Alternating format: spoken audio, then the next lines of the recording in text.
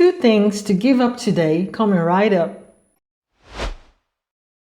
Number 1, the fear of failure. We've previously talked about 2 ways to never fear failure ever again in this video, so you can do well to check that later. Failure is like that monster we're afraid of as little kids that doesn't really exist. It only exists in our minds and in our imaginations. So what exactly is failure? And why are we so afraid of it? Okay? When we're delayed, when things do not go as planned, when someone overtakes us in traffic, when we fall short. So are those really bad things? All these little things, if we begin to look closely at what failure is, we'll see that it's usually an opportunity, a room for change, a room for newness, for growth, detours, open, change in direction. Okay, so how are those bad things, and why have we become so afraid, okay, of things not always going our way and automatically look at them as failure? Why have we been programmed to become this way? Today we need to decide to give up on fearing failure, no matter how small or big or whatever we call failure, because the truth is that there are no dead ends in life. Okay, there's always another way out, a solution, an alternative.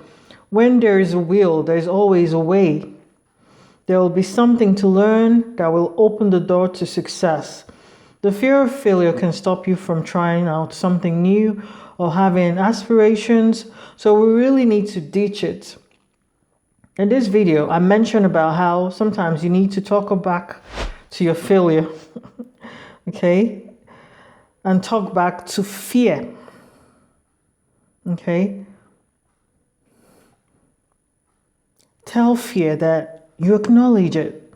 I see you, fear, yet I'm not going to give you power. You don't give it the room to take over your life. Sometimes we develop the fear of failure because we haven't had all the support we need. Okay, we've had criticism, okay, people not believing in us, okay, and it can stir, that fear of failure up in us. Yeah, we need to nip it in the bud and give it up, let it go. Let's not allow the fear of failure stop us from doing things that can move us forward, okay, and propel us to achieve our goals.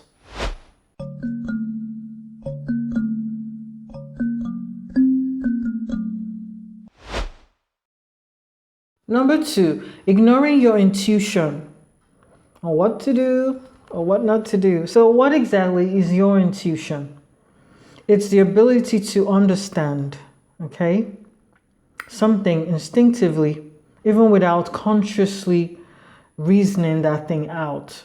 It's that knowing in your gut that something feels off or that something feels right, that knowing inside there. Most times when we let our intuition guide us, it leads us to make better decisions, to cut losses, to avoid errors, and so many other subtle things depending on the situation or circumstance.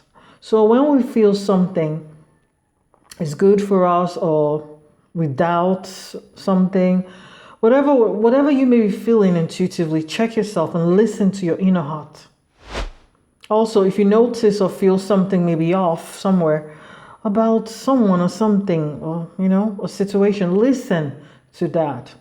Listen to your heart and give up on ignoring your intuition. So give up on putting your intuition in the back seat. Instead, embrace your intuition.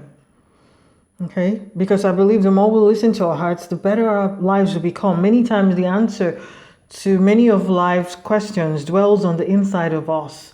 Sometimes you need to acknowledge your gut feelings, stop ignoring it, and trust that you do have your own best interests at heart. I believe that it is important to trust your instincts. Intuition doesn't, lie or mislead. Sometimes we can allow ego and anxiety or even depressing feelings to disconnect us from ourselves and from our intuition, yet we need to learn to shake that off. Learn to trust the guidance of God's Spirit within you as you pray and meditate. It usually feels like it's coming from your guts, from your heart, from somewhere deep down inside of you that you can, feel, but you can't quite pinpoint. Yet it usually feels so right. You feel it's something you can't explain, yet you just know. Okay? We're not talking about some of the things that you may feel like doing after healing from trauma. We're talking about that knowing that if you go this direction, you'll be safe. So give up on ignoring that, even when it's not logical, even when you're healing from trauma. Okay, learn to be still and listen to your inner heart.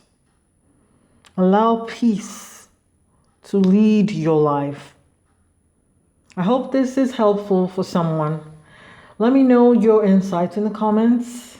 And remember to subscribe, give this video a thumbs up, and I'll talk to you in my next one.